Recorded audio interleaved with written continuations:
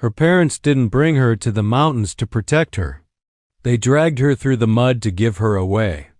Not as a daughter, not as someone they loved, but as a maid to a widowed mountain man she had never even seen. When she looked back for the last time, they released her hand as if she was nothing. But the stranger waiting on the porch, he saw everything in her they never cared to.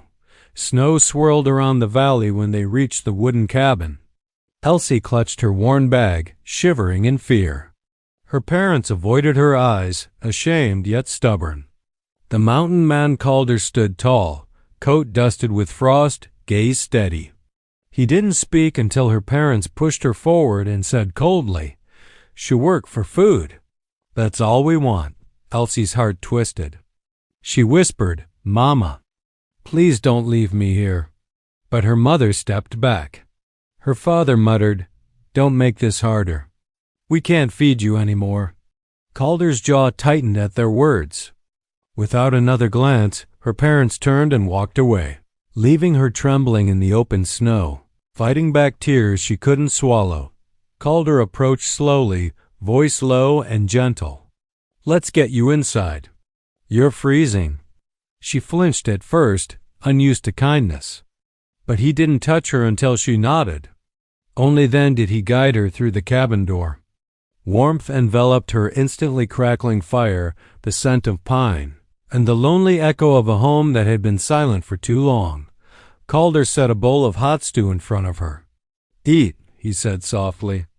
"You haven't had a proper meal in days." Elsie hesitated, unsure if she was allowed. He noticed and stepped back, showing she wasn't trapped. "You're safe here," he added. The words made her chest tighten unexpectedly.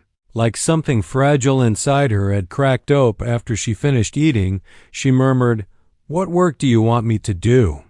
Calder looked at her for a long moment. "First," he said gently, "I want you to rest.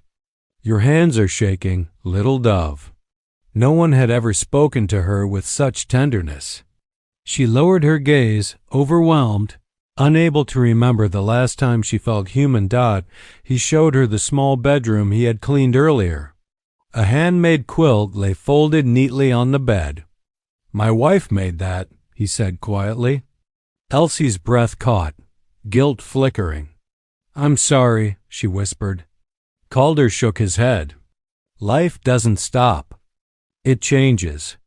And maybe it's time this house heard someone breathe again." Days passed.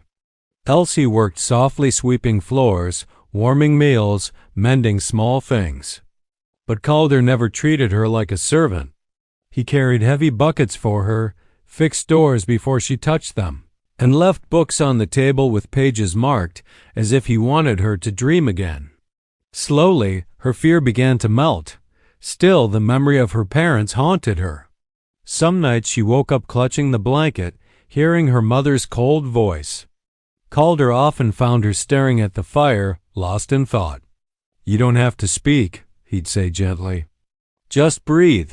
It was strange how those simple words felt like someone placing a warm hand on her heart.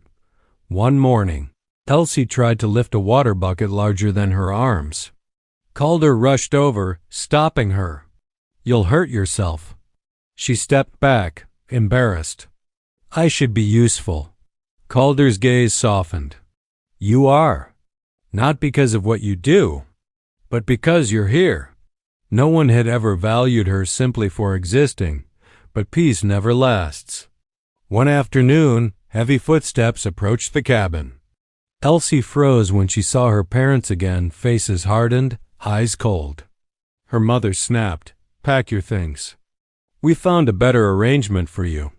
Calder stepped between them immediately, towering like a wall. "She's not going anywhere unless she chooses to." Elsie's father sneered. "She belongs to us." Calder's voice dropped dangerously. "She's a human being." Her mother grabbed her wrist harshly, dragging her forward. Fear surged through Elsie's chest. She whispered, "Please, don't make me go." Calder's fists clenched. "Let her speak for herself," he said, stepping closer. For the first time in her life, Elsie found her voice.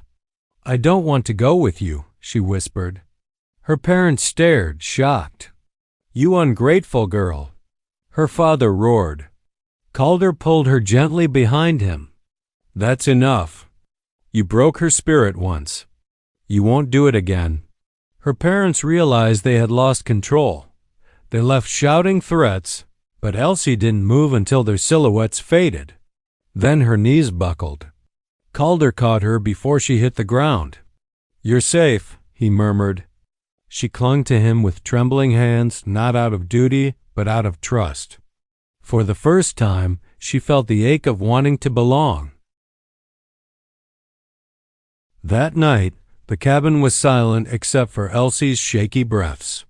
Calder made tea and set it near her, sitting across the room so she wouldn't feel crowded. You stood up today, he said softly. She looked at her hands. I didn't feel brave. I felt like a child. He smiled gently. Bravery isn't loud. It's choosing yourself, even when it hurts. But Elsie couldn't sleep. The guilt of speaking against her parents gnawed at her. She wandered to the porch, staring at the stars through tears. Calder followed quietly, placing his coat around her shoulders. You're freezing. She shook her head. I just don't know why you're so kind to me. I don't deserve it. The words cracked something inside her. I'm worthless, she whispered, voice trembling. Even my own parents didn't want me. They traded me like I was nothing. Her legs shook as tears spilled freely. Calder stepped closer, knelt, and gently lifted her chin. Elsie, listen to me, he said, voice rough with emotion. You are not worthless. They failed you. I won't, not ever. She collapsed into his arms, sobbing like a child who finally found safety. Calder held her until her breathing slowed. When she finally pulled back, his hands stayed steady on her shoulders. You deserve more than survival, he murmured. You deserve a life that doesn't hurt. She looked into his eyes, seeing not pity, but something warm, something she had never been given freely. Love without condition died as winter deepened. They fell into a rhythm. She cooked small meals. He chopped wood and repaired the cabin. He read to her at night, his deep voice steady and calm. Elsie found herself smiling more, laughing softly at his attempts to braid rope she had tangled. Their loneliness seemed to knit together, thread by thread. But the threats from her parents returned in letters left on the porch, demands, insults, warnings. Elsie trembled each time she saw them. Calder burned every letter in the fire, saying, Their words end here. Watching the flames consume them felt like lifting stones from her chest. One by one, one evening, after a long silent moment, Calder spoke. Elsie, I want you to stay here. Not as a maid. Not out of fear. She blinked, heart pounding. Then, how? He stepped closer, his voice barely above a whisper. As my partner. As someone I choose. As someone I care for. Her breath caught. But I'm too young. I'm not experienced. I have nothing. Calder shook his head. You have a heart that survived more than anyone should. You have kindness. You have courage you don't see. And you have me if you want me. His honesty wrapped around her like warmth. Elsie hesitated only a moment before nodding. Tears glistened in her eyes, not from pain, but from finally feeling wanted. Calder held her gently, forehead resting against hers. You don't owe me anything, he murmured. Love is not a debt. The cabin felt brighter, as if even the fire understood something had changed.